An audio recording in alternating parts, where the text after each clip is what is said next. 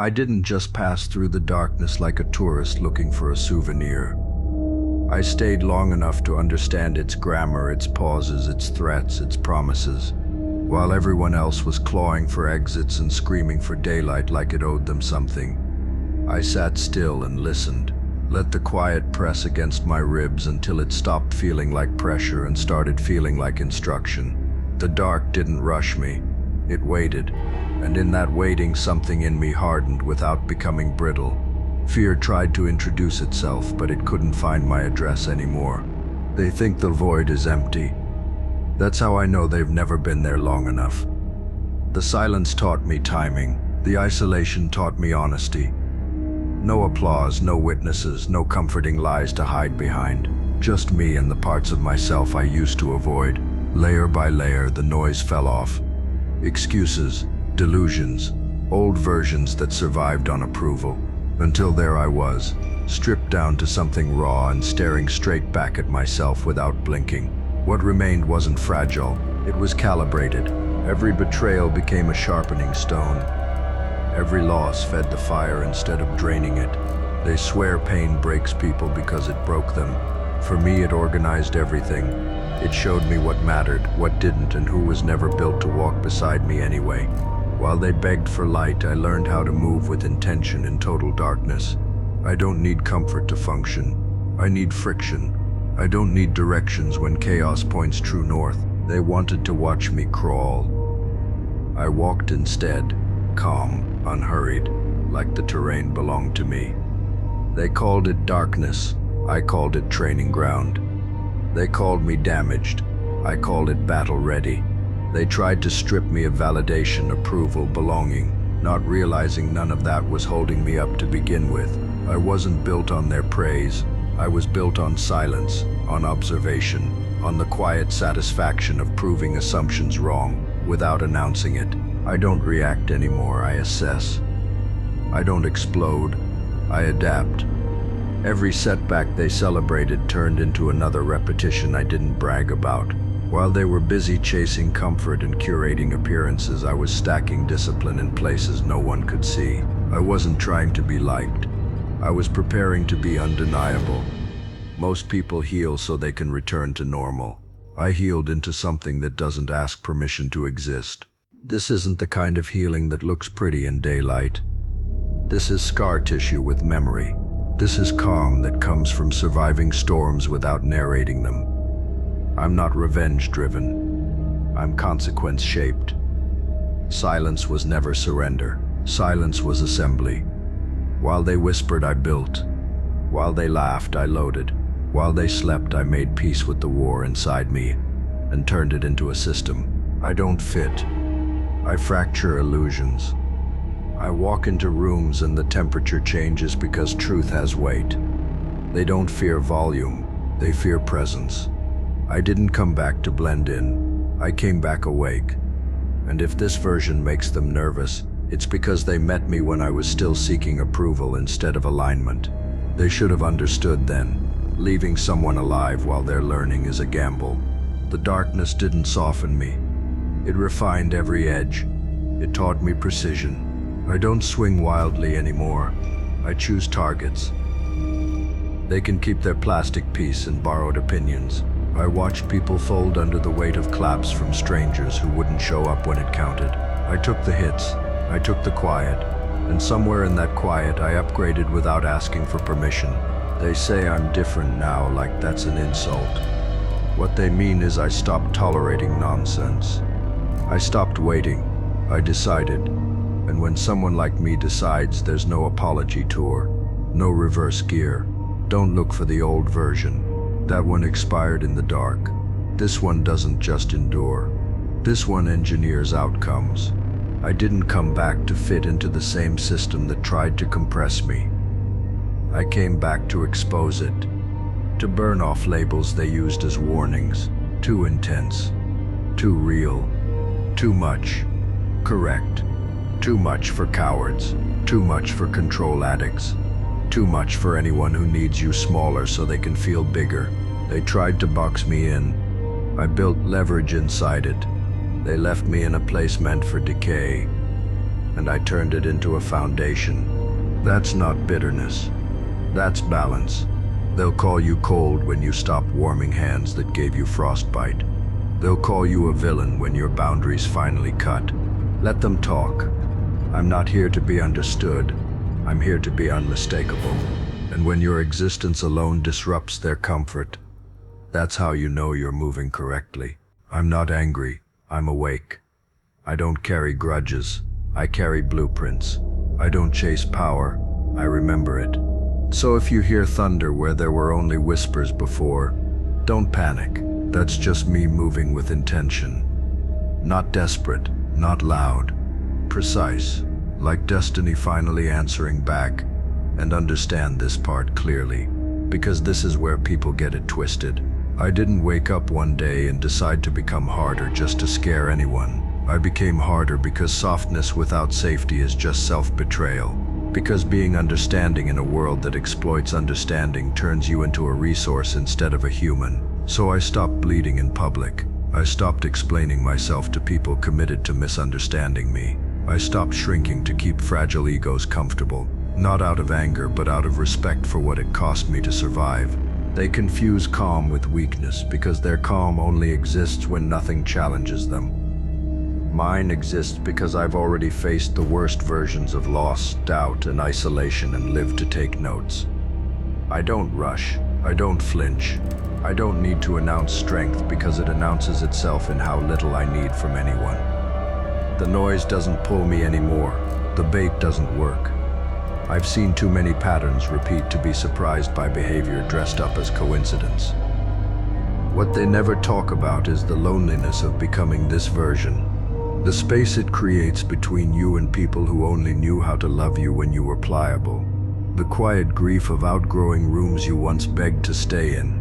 But I made peace with that too, because growth doesn't ask for permission and evolution doesn't come with a group discount. Some people are meant to walk with you for a chapter. Others were only there to show you what not to carry forward. I don't romanticize the pain, but I respect it. It showed me who folds under pressure and who adapts. It taught me that most people don't actually want truth. They want comfort dressed up as honesty. I chose differently. I chose clarity over belonging. I chose alignment over approval. And that choice rewired everything. My patience, my standards, my tolerance for nonsense disguised as loyalty. Now when I move, it's deliberate. When I speak, it lands. When I'm silent, it's not emptiness, it's intent. I let people reveal themselves without interruption. I let situations play out long enough to show their true shape.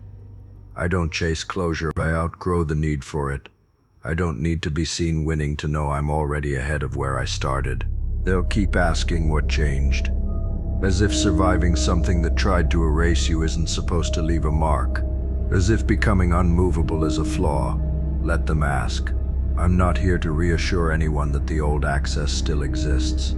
It doesn't. That door closed quietly while they were busy assuming I'd always be available. I didn't become cold. I became precise. I didn't lose empathy. I stopped wasting it. I didn't abandon hope. I relocated it inward where no one else could contaminate it. And now I stand where I once fell, not bitter, not vengeful, just fully aware of what I'm capable of and unwilling to forget it ever again. So if the air shifts when I enter, if conversations stall, if people get uneasy around the calm, that's not my problem to fix. That's reflection doing its job. I'm not here to dim. I'm not here to explain my scars. I'm here because the dark taught me how to build something that doesn't collapse when the lights go out. And this time, I'm not surviving anything. I'm choosing the terrain. And make no mistake, choosing the terrain means I no longer fight battles on ground that favors people who lie better than they stand. I don't rush into noise. I don't argue with confusion. I don't chase people who only feel powerful when you're explaining yourself. I learned something vital in the dark. Anything that requires you to abandon your core to belong was never shelter. It was a trap. So I stopped calling exits losses. Some doors closing were rescues. What scares them isn't that I'm intense, it's that I'm unmoved. They can't bait me with urgency anymore. They can't rush me with fear. They can't corner me with opinions because I already survived being alone with my own. I know what happens when everything familiar disappears and you're still breathing. You stop negotiating with nonsense. You stop performing survival. You start operating. I don't need to prove strength through chaos.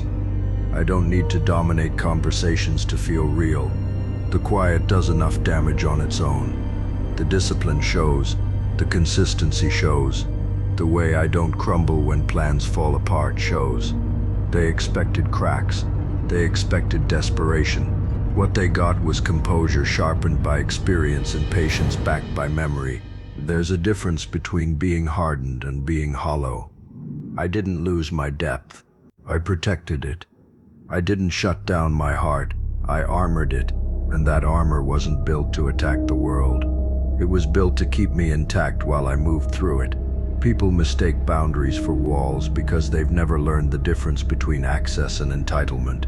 I've watched people self-destruct trying to stay liked.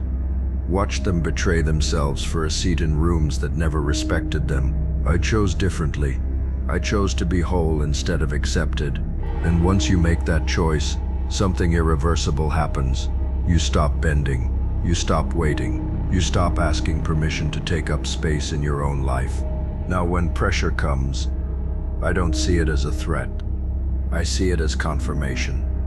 Pressure only shows up where there's something solid enough to test. Weak things get ignored. Empty things get passed over. Resistance is the universe admitting you matter enough to push against, and I welcome it, because I know what I'm built from. I don't carry the dark with resentment anymore. I carry it like a credential, like proof of work, like a language only a few ever bother to learn because it demands honesty without comfort. And once you're fluent in it, daylight stops being a requirement. You can move at any hour. You can stand anywhere. You can look straight at uncertainty and not blink. So if they sense distance now, it's because I stopped meeting them where they never intended to grow. If they feel exposed, it's because my presence doesn't play along with their masks. I didn't come back polished. I came back exact. I came back knowing who I am when there's nothing to lean on. And this isn't a warning, it's a fact. I don't retreat anymore. I reposition. I don't collapse under weight. I redistribute it.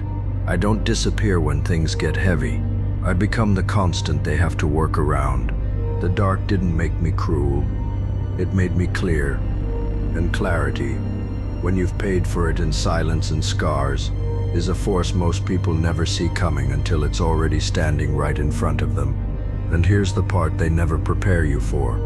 Once you stop needing to be understood, you become dangerous in the quietest way possible. Not because you're plotting chaos for its own sake, but because you're no longer predictable.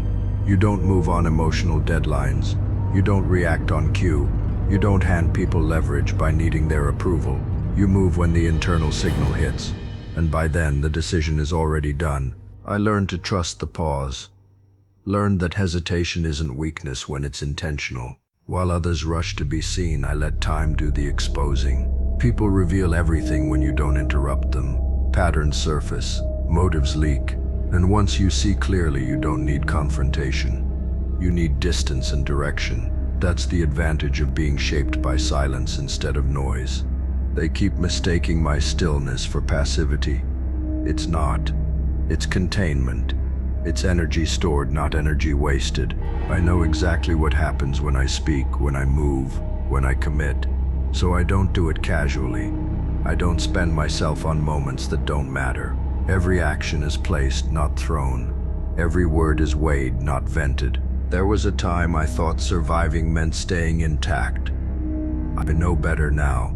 Surviving meant shedding everything that wasn't essential. The people who only knew how to take. The roles that required self-erasure. The habits that kept me accessible to harm. I didn't lose those things. I outgrew them. And growth doesn't ask for permission from what it leaves behind. I don't announce my plans because silence keeps them clean. I don't explain my standards because those who belong will meet them without negotiation. I don't chase fairness from a world that rewards performance over truth. I build leverage instead, quiet leverage, the kind that shifts outcomes without needing applause. They'll say I'm distant now. What they mean is I stopped bleeding where everyone could watch. I stopped turning wounds into conversation starters. Some things are meant to heal in private so they don't get contaminated by opinions. The dark taught me that too. Healing doesn't need an audience. Power definitely doesn't. So when I step forward, it's not with urgency. It's with inevitability. I don't force outcomes. I align with them. I don't threaten. I position. And once you understand positioning, you stop needing validation entirely. Results speak fluently in every room. I didn't lose my humanity in the dark. I refined it. I learned compassion without self-sacrifice, understanding without tolerance for disrespect, strength without cruelty. The line is clear now, and once that line is clear, crossing it becomes a choice people regret making. This isn't me rising loudly. This is me standing permanently, unmoved by trends, unshaken by opinions, unavailable to manipulation, built on a foundation that doesn't crack when the weather turns. The dark didn't make me reckless. It made me exact. And exact people don't rush. They arrive, like, comment, and subscribe.